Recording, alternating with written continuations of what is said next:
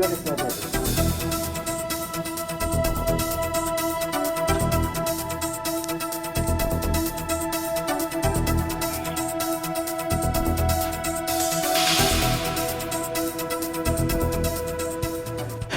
মই এতিয়া উপস্থিত আছোঁ নগাঁও জিলাৰ পূব আমাৰকান্দাৰ জয়গুৰু হাইস্কুলত।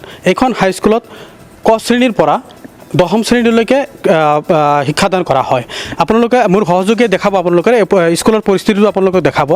স্কুলটো সম্পূৰ্ণৰূপে এতিয়া পানীৰ তলত আছে। একাটো পানী আপুনি ইয়াৰ যিটো হেৰি আছে, ইয়াত একাটো পানী আছে।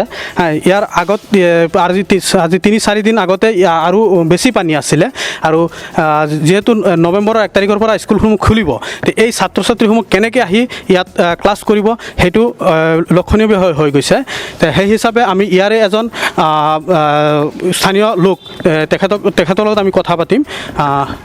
আচ্ছা, কওকচোন আপুনি এই বিষয়ে, ইয়াত যে পানী হৈ আছে, যিজন লোকেল MLA আছে তেখেতক জনাইছিলেনে?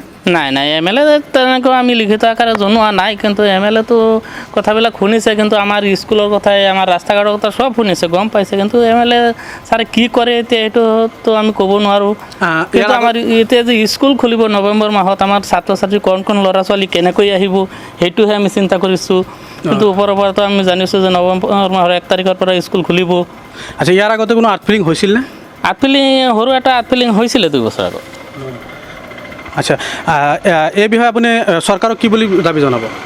চৰকাৰক আমি দাবী এইটোৱে জনাওঁ যে আমাৰ ছাত্ৰ ছাত্ৰী যেনেকৈ এটা সুস্থ পৰিৱেশত আহিব পাৰে এইটো চিন্তা কৰিব লাগে চৰকাৰে।